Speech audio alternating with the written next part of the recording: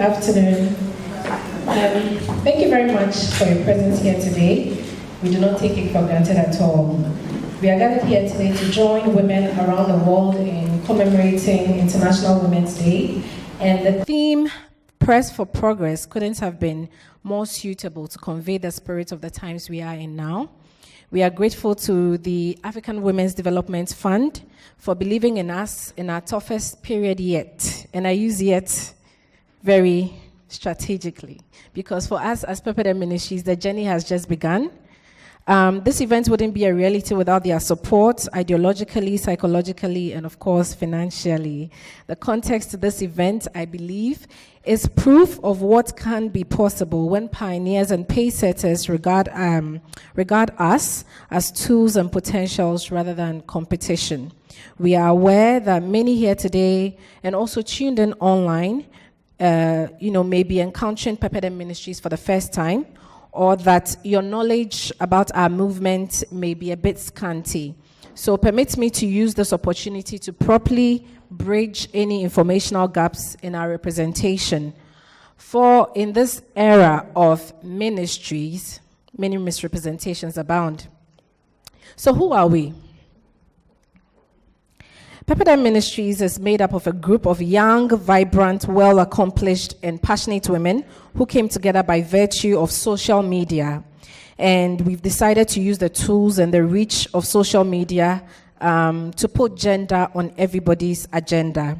While this movement gathered momentum in the latter part of 2016, it was officially propelled by two incidents in 2017. A fracas by two seasoned male journalists, and a domestic issue regarding another seasoned female media personality and a husband.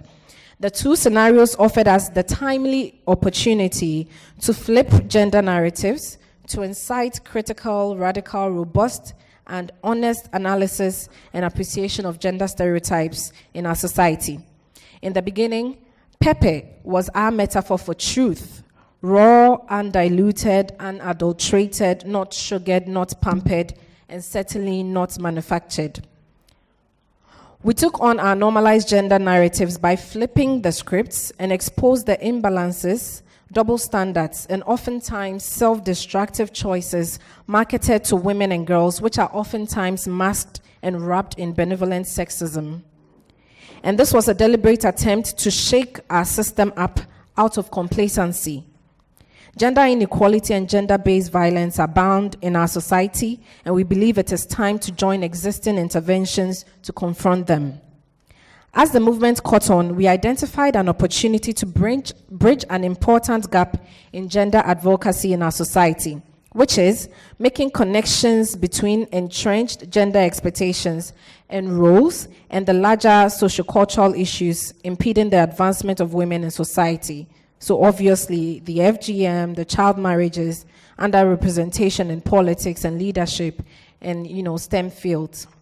So we looked deeper into our culture and tradition and connected our agenda with home. Our logo is an Edinkra symbol called Meko. It's not a very popular one, and it simply means pepper in English. Our elders use this symbol to represent inequality and uneven resources. The Meko Edinkra is sourced theoretically from and is shorthand for the Akan proverb, Meko Nina Empetumre. Forgive my chi.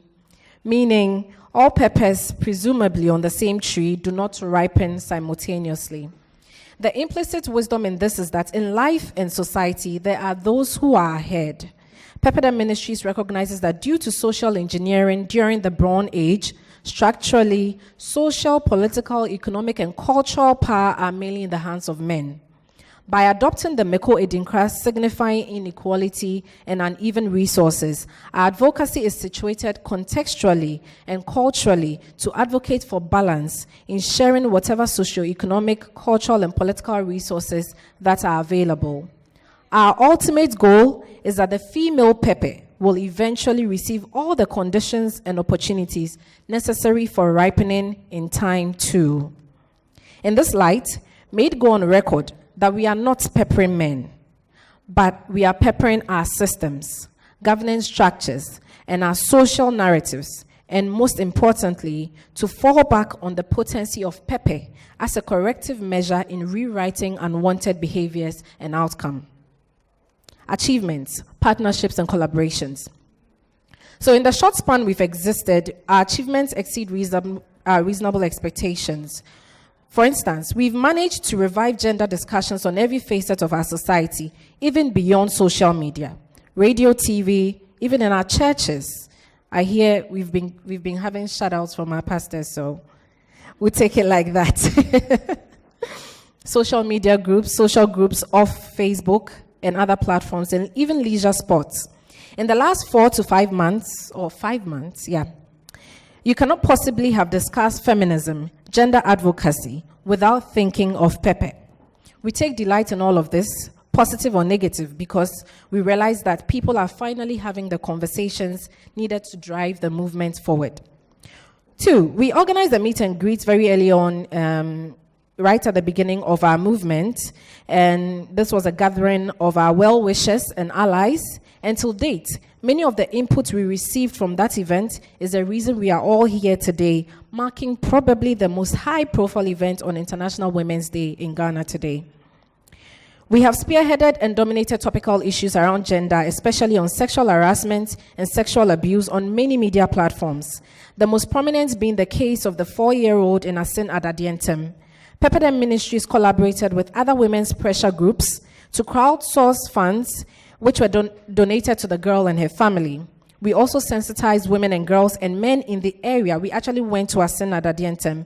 We gathered the women, the men, and the children in the area, and we did a little outreach on consent and how to also prevent these cases from happening in the future. We collaborated with an organization called Yebetumi to organize a float called Walk a Mile in Her Shoes, which encouraged young men to walk literally in heels to symbolize their commitment to ending sexual harassment and rape culture. We also partnered with the CDD to use the Afrobarometer study on Ghanaian women's participation in the election process to inform our advocacy. Press for Progress. The ladies and male allies of Pepperdam Ministries recognize the immense work that has taken place in the last 50 to 60 years, and we are grateful to be beneficiaries of these conversations. Nonetheless, this year's theme encourages us to keep the fight on and never to relent in our efforts to fight for our generation and generations unborn. We haven't arrived yet. Gender issues abound. Thank you very much for your time, and we do hope today will be worth your time.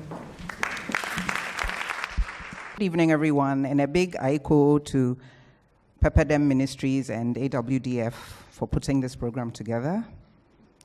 This morning, a sister sent a message, original author unknown, on the NetRight platform that I want to share, slightly adapted by way of an International Women's Day message. She said, "To strong women, may we know them, may we honor them, may we be them, may we raise them." I thought I'll hear people say amen or something. Let me also say how privileged I feel to have been entrusted with making what has been referred to as the keynote. I know that there are many people as competent or even more competent in this room to play that role. It is my prayer that you'll conclude that this trust was not misplaced. The task that I've given myself is simple: to provide a very brief and by no means exhaustive appraisal of the Ghanaian women's movement journey. This presentation is based on my research as well as the work of many stalwart colleagues, feminists, some of whom I'll mention as I go along, and some of whom are in this room today. Thus, it is important to recognize the intellectual work of cataloging and historicizing as important movement work that is carried out both inside and outside the academy, though I will not have time to go into this today. And then after that, we can get into the more exciting business, I think, of the intergenerational panels. I hope you'll find that the account today that I provide has a threefold value, maybe more. One, that we will recognize that our efforts today have precursors. Many times you hear conversations in political spaces, religious spaces, feminist spaces, as if what is being analyzed and propounded is a first. Today's conversation hopefully underscores that there have been many foremothers who have made possible the many spaces women can so freely inhabit today, including feminist spaces where young women can feel free to express themselves in revolutionary ways. It didn't just happen. My own journey has been built on the shoulders, of phenomenal women. Some I came to know and work with, and others that I simply read about and read their work. When women gathered at the Osu Castle in 1999, seat of government, to demand that the state address the serial killings of women, and police and soldiers stood menacingly around us with guns, that has contributed to the space that millennials enjoy today without fear of the gun. Many of the laws around inheritance, spousal rights, girls' education, FGM, to name a few, as well as practices and institutions that exist in Ghana today, are as a direct result of these struggles. 2, I hope that this narrative today will bring us to acknowledge that we owe our foremothers a profound debt of gratitude. This is not to negate the work of young activists today, for movements have to be sustained and batons passed, but just to encourage reflection on, recognition of, and respect for our foremothers and their work. And 3, I hope that this account will encourage us that there can be strategic battles that are successful and learn from others' methods. The fact that some things seem not to have changed doesn't mean there has been no progress. It means the struggling that we are engaged in is in the present continuous, even as we consider new strategies. So today we want to talk about women's movements, feminist movements, and I will not limit myself to the work that has been carried out purely feminist in nature. For the avoidance of ambiguity, I employ a broad definition of feminism today, namely ideologies and social movements that seek to achieve social, economic, and political equality for women, and that recognize the larger socioeconomic forces at play beyond individual female and male relations. Feminism's goal also includes undermining stereotypes and roles that restrict women. Women's activism has a long history in Africa and Ghana. As noted by Philomena Steady, women's collective activism in Africa is rooted in, quote, indigenous mechanisms of female mobilization and cooperation, the historical experiences of colonization, and the present reality of corporate globalization. Steady goes on to assert that as a result of their historical experiences, a large part of African women's collective efforts have prioritized social and human-centered goals rather than, quote, a narrow preoccupation with gender equity alone, emphasis mine. Thus, it is important to distinguish between movements that primarily seek to address issues of male dominance and those which seek to combat wider forms of political and social subordination to recognize the wider global forces at play. Women's collective activism today focuses on challenging exploitative development policies, advocating for more democratic institutions and peace, facilitating access to resources for poor and rural women, addressing reproductive rights, and promoting formal and informal education, to name but a few. Nonetheless, historically, Ghanaian women have mobilized around specific gender issues as well as broader human-centered issues. For example, Obing and Achampong, 2005, describe a very carefully planned strategy among an Asante chief's wives to protect their gender interests by subjecting him to menstrual taboos and thus successfully disempowering him. In the rest of this talk, I'll focus on the nation-state Ghana and some of the efforts in the years leading up to the creation and of our post-colonial nation. As we heard from Jessica, not many written accounts of Ghana's history pay tribute to women's roles in the nation's struggle for freedom, self-government, and democracy. And yet, Ghanaian women have a long history of political activism and participation in public life. And we might read the works of Edu, Ahin, Menu, and Chikata, to name just a few. Prior to Ghana's independence in 1957, women were involved in different stages of state building, tackling the intricate and yet very crucial aspects of the country's political struggles for independence, as well as other social and legal struggles. During the independence struggles, women organized cocoa hold-ups, They provided food for political activists at rallies throughout the country and were the foot soldiers who worked to recruit people to join the independence movement. Some, like Mabel Davdankwa and Ekwia Asabia-Isi, worked side by side with Kwame Nkrumah on the evening news, writing political pamphlets, demanding independence, and other activities that exposed them to the risk of arrest. And some even ended up in prison. For example, Letitia Kwei and Ekwia Asabia, and the elderly Edua Ankra, nicknamed Mrs. Nkrumah. Indeed, in his autobiography, Nkrumah himself notes, and I quote, "Much of the success of the CPP has been due to the efforts of the women members from the very beginning. They have been the chief field organizers. They have traveled through innumerable towns and villages in the role of propaganda secretaries and have been responsible for the most part in bringing about the solidarity and cohesion of the party." And Menu's work goes into this in greater detail. Between 1951 and 1960, a number of women's organizations were born. In 1951, the CPP Women's League was formed, charged with organizing rallies, dances, picnics, and the newly established Ghana Women's Day. And we might refer to the work of Mansa Pra. The Ghana Federation of Women was formed in 1953, largely as a welfare and social support group headed by Evelyn Amatefio, while the Women's League, headed by Hannah Kujo, was established with what might be read as a more feminist agenda. In 1960, the Women's League and the Ghana Federation of Women were merged to form the National Council of Ghana Women, NCGW, to replace the women's section of the CPP, and as the umbrella body under which all Ghanaian women were to be organized and to organize. Although the NCGW was not independent of government, it was an important locus of development and training for women as they organized rallies, built daycare centers, and sent younger members abroad to study. And here you might refer to the work of Chikata. And I'm citing these so that those who are interested in reading further would do so. I think it's important. We heard that things have not been catalogued, but I think if we dig a little deeper, we will find that many of these narratives, they may not abound, but they certainly are there, and I'd like you to look for them. At this point, let me throw in the names of some of the other women leaders around this time. And again, for deeper research, see the work of Beatrice Alamensa.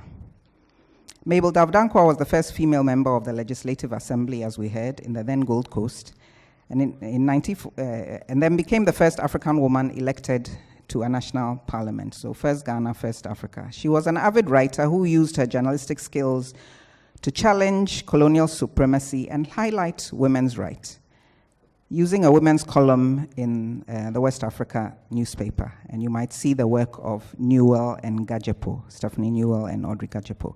Susan Al-Hassan was Ghana's first woman minister of state, education and social welfare at various points in time, and the first African woman to hold a cabinet portfolio. She also served as the member of parliament for the northern region, albeit she was a beneficiary of the 1960 Representation of the People's Women's Members Act. Sophia Duku, an outstanding political activist and women's organizer of the CPP, also bears mention. And the aforementioned Hannah Kujo was an outstanding political activist and social worker in the First Republic. Kujo is credited as being the founder of the All African Women's League in 1960, a strong reflection of her role in the independence struggle. She also served as the party organizer and propaganda secretary of the Convention People's Party.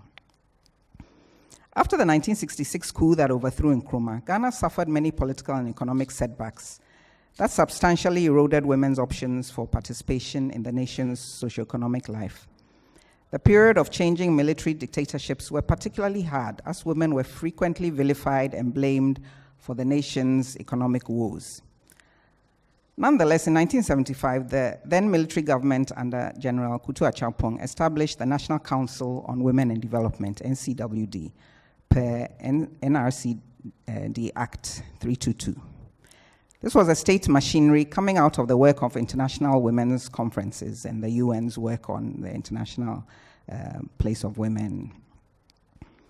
Its role was, among other things, to advise the government on all matters relating to, quote, the full integration of women in national development at all levels, and to serve as the official national body for cooperating and liaising with national and international organizations on matters relating to the status of women.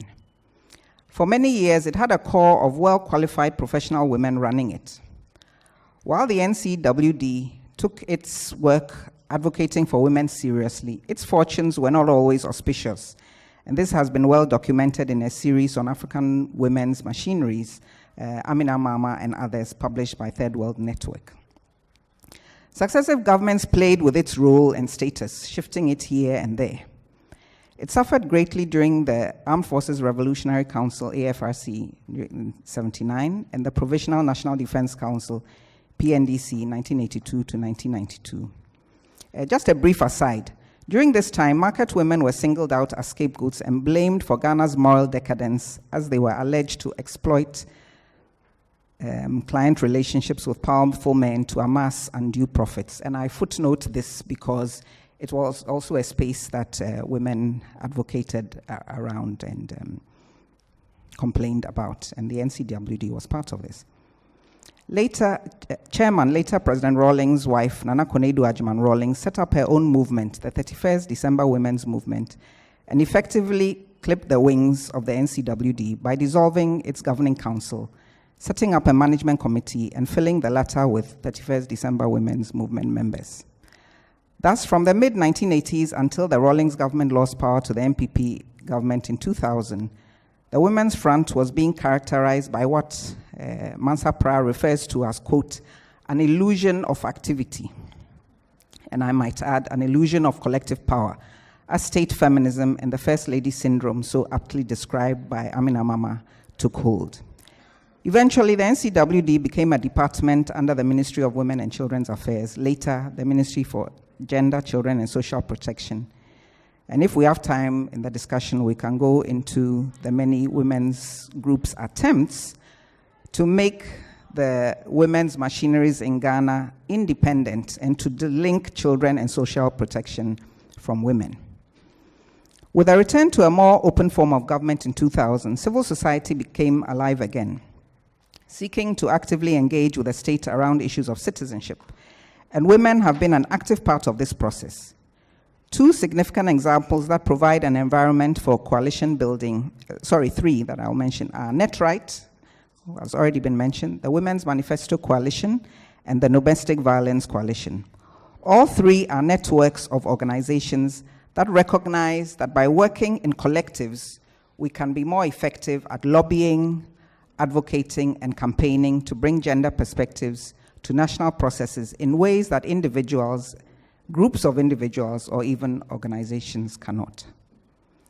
NetRight's objectives include: 1, to work with and support the work of the national machinery on women's issues. 2, to provide a forum for sharing of ideas and information on issues, developments, and approaches to gender equality work, and to reduce duplication and fragmentation of efforts on similar concerns.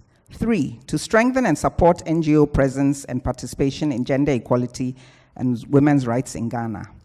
And 4, to inject a human rights discourse to women's equality work in Ghana.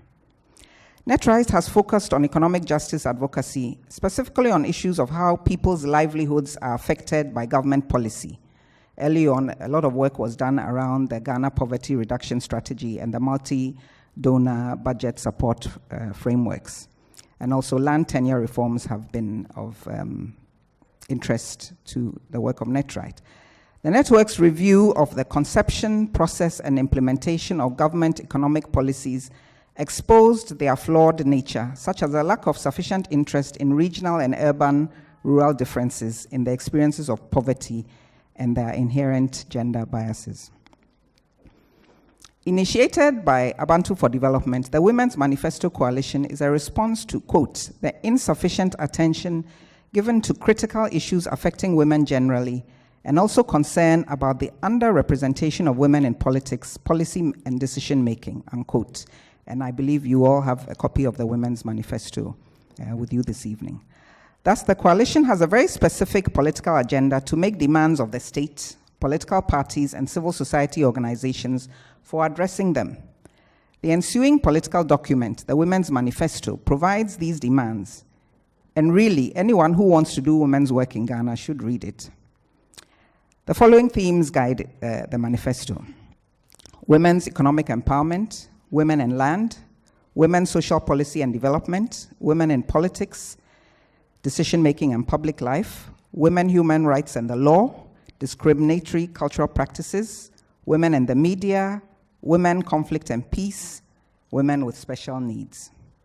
The document concludes by examining and making demands of institutions with a mandate to promote women's rights, such as the national machinery, currently our Ministry for Gender and Social Protection, the Commission on Human Rights and Administrative Justice, SHRAJ, the then Women and Juvenile Unit of the Police, WAJU, now DOFSU, as well as civil society institutions. The Domestic Violence Coalition, which, though addressing a more contentious political issue perhaps, built on the format of these earlier two networks, and indeed drew on their membership. I've chronicled the journey in a 2008 article of the passage of the domestic violence legislation into law, from early discussions by Lawa and FIDA in 1998 until the formal establishment of the Domestic Violence Secretariat in 2003. In that article, I list the major players, the journey, including controversies over marital rape and conflicts with the then MOAC minister, the Honorable Gladys Asma, that led to her replacement, I believe, or as a result of the activism of women in this room. One of my sisters is smiling at me. And the removal of the then IGP, who had the temerity to suggest, as a remedy to the serial killing of women, that we should watch how we dress and not stay out late at night. I also catalogue in that article the ways in which scholars, practitioners, and advocates collaborated to play our different roles. This network of scholars, activists, advocates, practitioners is very important in doing feminist work in this country. After almost 10 years of activism, the Domestic Violence Bill was passed into law. Change doesn't usually come easy. I'm aware that last month, the coalitions went to see the president and placed on the table again many of the issues that had fallen off the table, and he has promised to act. One of our areas of frustration is that we have a domestic violence law, and yet for so many years we don't see its implementation, and that has been a disappointment to many of us. A word on the African Feminist Forum initiated by the African Women's Development Fund, AWDF, is in order. This is a more recent example of feminist mobilizing. The first forum, which brought together over 100 feminist activists from all over the region and the diaspora, took place in Accra from November 15 to 19, 2006. The forum adopted a charter of feminist principles that, in the words of the document, quote, sets out collective values that we hold as key to our work and to our lives as African feminists. It charts the change we wish to see in our communities and also how this change is to be achieved.